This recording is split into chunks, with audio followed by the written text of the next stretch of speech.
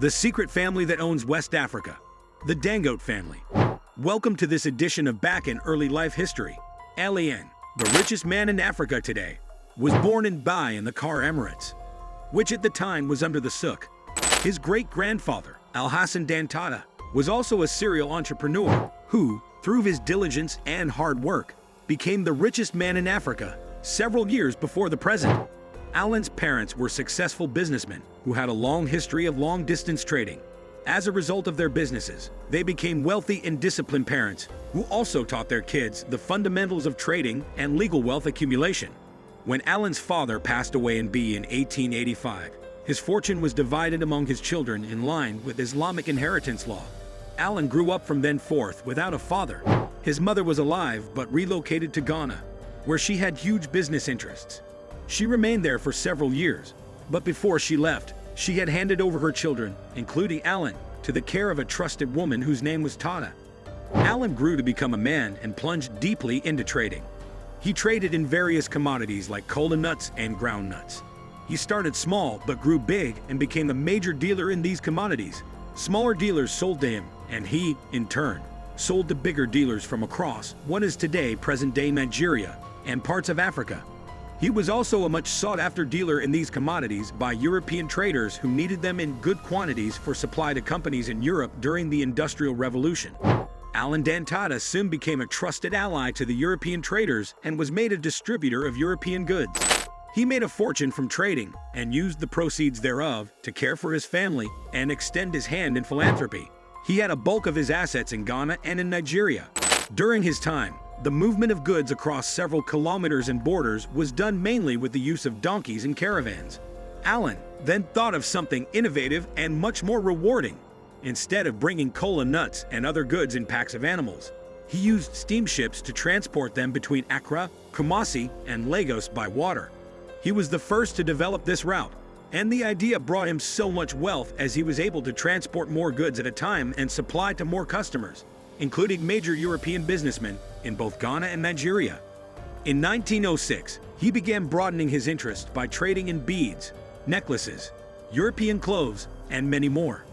This new venture added more money to Alan's wealth and made him even richer.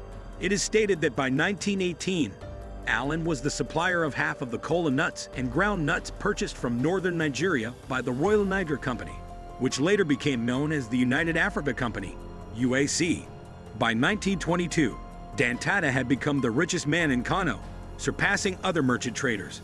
He had many business connections both in Nigeria and in other West African countries, particularly the Gold Coast, now Ghana.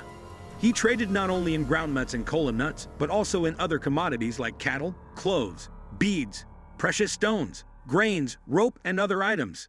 Pilgrimage. After he had amassed enough wealth, Dangote decided to sponsor his pilgrimage to Mecca in 1920. It was a lengthy boat ride, but Dangote felt it was necessary to follow a religious command.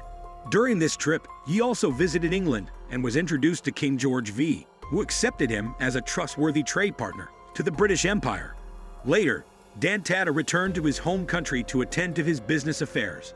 Throughout his lifetime, Dangote funded the pilgrimages of other Muslims to Mecca, a custom that is still followed by his descendants, including his son Alhaji Aminu Dangote, his grandchildren Haja Maria Cindy Dangote, and his great-grandchild Aliko Dangote. They finance pilgrimages of other Muslims to Mecca every year till this day in keeping with the tradition of their forebear and as part of the fulfillment of a religious obligation. In 1929, when the Bank of West Africa opened a branch in Kano, Dangote placed 20 camel loads of silver coins in it. This was the biggest deposit to the bank at the time. For religious reasons, he insisted that his money should not attract interest. Shortly before his death, he pointed to 60 granite pyramids in Kano and said, "These are all mine." End of life. Dangote lived a successful life by every reasonable assessment. In every business he ventured into, he was successful at it. He believed in the philosophy inherent in multiple streams of income and profited immensely from it. He employed experienced hands to assist him in his businesses. He had a chief accountant whose name was Alhaji Gaba Mikele. Mikele was a trusted employee to Dangote and had served him for more than 30 years.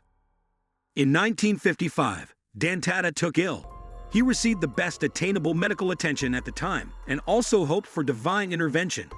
His health situation rather got more serious by the day, and because of the seriousness, Dantata summoned his chief financial controller, Gabami, and all his children for a meeting. At the meeting, he narrated to them how his health had deteriorated. He told them that his days were approaching their end and advised them to live together in harmony as true representatives and custodians of the family name. He was particularly concerned about the company he had established, Alhazen Dantata and Sons. He asked them not to allow the company to collapse, implored them to continue to marry within the family as much as possible, urged them to avoid clashes with other wealthy condo merchants, and admonished them not only to take care of themselves, but also to take care of their relatives, especially the poor among them. He prayed with them and allowed them to disperse. 3 days later, on Wednesday, August 17, 1955, Alhazen Dantata passed away peacefully in his sleep. He was buried in his home in Surrey W after a funeral prayer that was held by the Islamic faith, of which he had been a devoted follower. His passing ended an era in northern Nigerian commerce history. Nigeria as a whole, Ghana, and other African nations mourned his passing widely. According to his descendants, among Alhazen Dantata's progeny are the individuals. Senior Dantata lived from 1917 to 1997, while Amadou Dantata, who lived from 1916 to 196, was the well-known politician and son of Alhazen. In addition to Sanusi, Alhazen's son Sanusi was a prosperous businessman. Moody Suman Dantata, who lived from 1916 to 1960, was another Sanusi. There was also Aminu Dantata, the son of Alhazen Dantata, and Moody, who was a prosperous merchant, a prosperous businessman. Aminu was born in 1931. Alhazen also had a son named Mahmud Dantata. Mahmud, who lived from 1922 to 1983, studied at the University of the Gold Coast. After graduating, he worked as his father's secretary and greatly aided in the modernization of his businesses. As a result, his father's wealth increased because proper records were now kept and likas were blocked. The other descendant is Alhaji Abdul Kair Dantata. Aliko Dangote, the richest businessman in Africa, is a grandson of Alhazen Dantata. Alhazen Dantata was a hard-working, frugal man with an eye for profitable business ventures. He was also a skilled financial manager. He did not manage his businesses in absentia, but was involved in the day-to-day operations of the businesses. According to all reasonable accounts, he led a good life.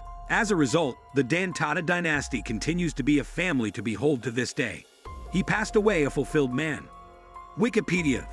Thank you for watching this edition of Back in Hizen. Please remember to subscribe to the channel or follow the page for regular notifications on every new video. At the time of his death, he was the wealthiest man in West Africa. He is also the great-grandfather of Aliko Dangote, the wealthiest person in Nigeria and Africa. End of quote. Alhazen Dantata's name will live on in the annals of successful businessmen in sub-Saharan Africa and beyond for many years to come. Thanks for watching. Kindly like and subscribe for more videos. In the comments section of the post, please tell me how many you discovered.